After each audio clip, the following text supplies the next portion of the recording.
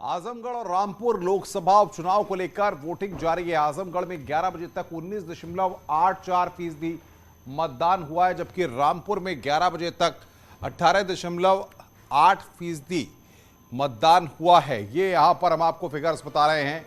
Polling percentage जो सामने आया है, आजमगढ़ में 11 बजे तक 19.84% मतदान हुआ है, जबकि रामपुर में 11 बजे तक 18.81% मतदान हुआ है। ये 11 बजे की फिगर्स हम आपको बता रहे हैं कि 11 बजे तक कितने फीसद मतदान हुआ है। और रामपुर में 19% 11 बजे तक मतदान हुआ है, जो कि आप देख भी रहे हैं अपनी स्क्रीन पर। 19% मतदान 11 बजे तक रामपुर में हुआ है। वहीं आजमगढ़ की अगर हम बात करें तो आजमगढ़ में भी 19% मतदान 11 बजे तक हुआ है, यानी 11 बजे तक दोनों जगह का जो पोल परसेंटेज है वो 19% है। अब देखना है कि शाम 6 बजे तक जब तक की वोटिंग होगी, उसके बाद क्या पोल परसेंटेज फाइनली सामने आता है।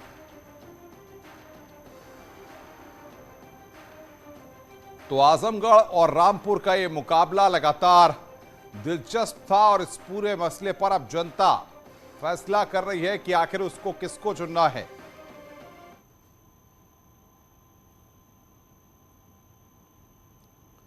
तो आजमगढ़ और रामपुर किसके साथ है, आखिर उपचुनाव की बिसात में कौन बाजी मारेगा, ये यहां पर देखना होगा।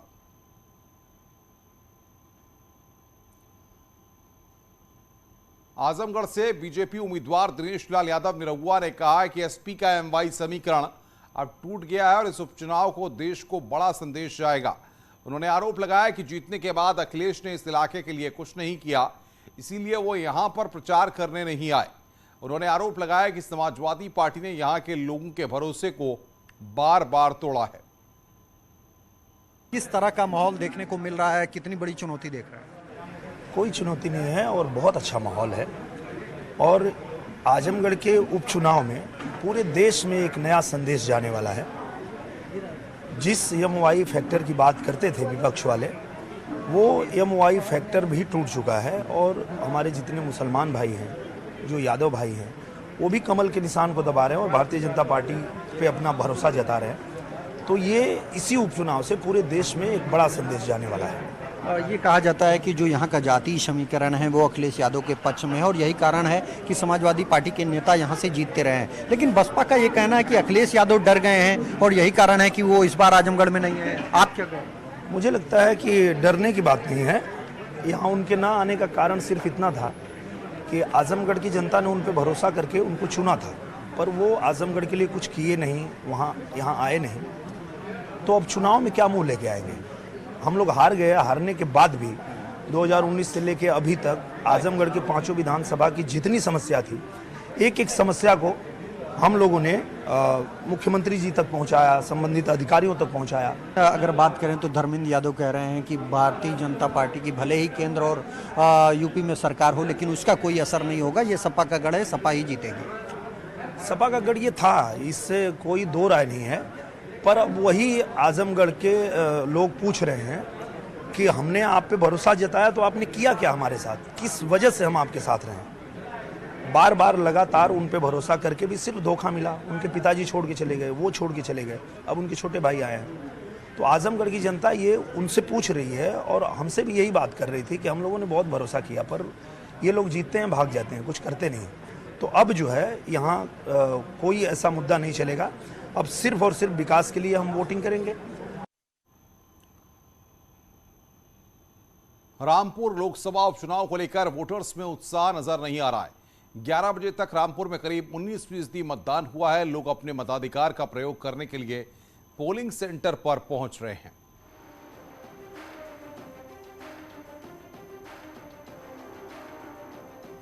तो ये 3 तस्वीरें इस वक्त आपकी स्क्रीन पर हम आपको दिखा रहे हैं। वोटर्स में उत्साह दिखाई दे रहा है।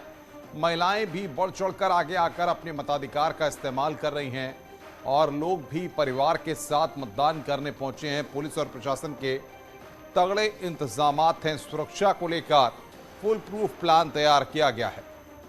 चिलचिलाती गर्मी और धूप के बीच में एक परिवार है जो वोट डालने के लिए पहुंचा हुआ है। अपनी जिम्मेदारी को समझते हुए शुरुआत करेंगे बातचीत की आपसे। आप वोट डालने के लिए पहुंचे हुए हैं, क्या आपके लिए बड़े मुद्दे हैं यहाँ को लेकर जिसको सोच के आप वोट डालने आई हैं? एक्चुअली बस यही चाहते हैं कि यहाँ पे हमारे रामपुर में हर चीज़ में डेवलपमेंट हो, स्टडीज़ से रिलेटेड, मेडिकल से रिलेटेड।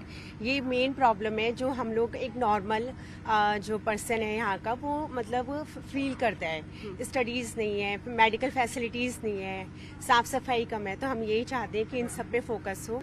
आपके लिए क्या मुद्दा है, क्या सोच के आज आप वोट डालने के लिए आए हैं? हमारा मुद्दा राष्ट्र की सुरक्षा और डेवलपमेंट है।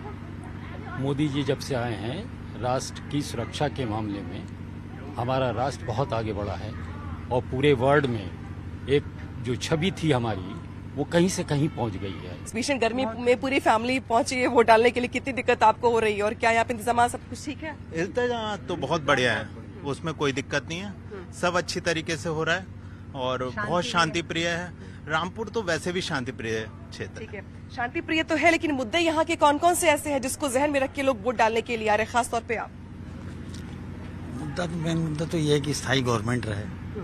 बार बार ये जो गवर्नमेंट बदलती हैं इससे बहुत बड़ा नुकसान होता है और सुरक्षा है, सफाई है, बेरोजगारी है, ये सब चीज़ें, ये मुद्दे हैं स्थायी तौर से आज ही बने हुए हैं। न्यूज़ 18 रामपुर।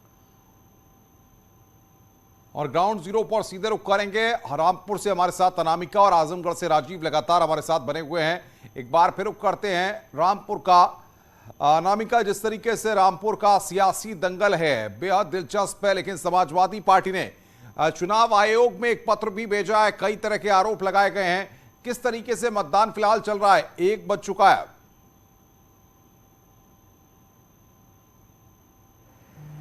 और देखिए, अगर रामपुर की बात की जाए तो यहाँ पर थोड़ी सी वोटिंग की रफ्तार अब धीमी हो गई है क्योंकि बहुत तेज धूप है, 1 बज रहे हैं और इस समय सन टॉप पर होता है, लिहाजा बहुत तगड़ी धूप की वजह से लोग थोड़ा अवॉइड कर रहे हैं घर से बाहर निकलना।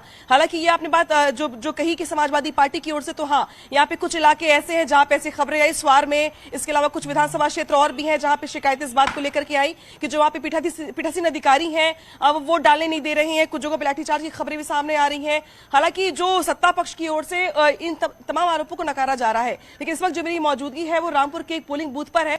ये यहाँ का सबसे खूबसूरत पोलिंग बूथ बताया जा रहा है क्योंकि यहाँ की जो सजावट की गई वो देख के आप समझ सकते हैं कि किस तरीके से यहाँ पे वोटरों को जागरूक करने के साथ साथ उनका आकर्षण बढ़े पोलिंग बूथ की ओर, इसका प्रयास किया गया और इसी लिहाज से इसको सजाया भी गया है। हालांकि चूंकि लोग थोड़े कम है अभी धूप की वजह से, लेकिन फिर भी एक फैमिली यहाँ पर आई है वोट डालने के लिए। उनसे बात करेंगे हम और जानने का प्रयास करेंगे कि इस भीषण गर्मी में इनके लिए वो कौन से मुद्दे जिसको जहन में रख करके यहाँ ये वोट डालने के लिए आए हैं। भाई साहब, आपने वोट दे दिया है? मैंने वोट दे दिया है और मैंने राष्ट्र हित में वोट डाला है। राष्ट्र हित में मैंने वोट दिया है और क्योंकि देश में और प्रदेश में डबल इंजन की सरकार है और मैं चाहूंगा कि अपील करूंगा जनता से कि घर से निकलें और राष्ट्र हित में वोट करें।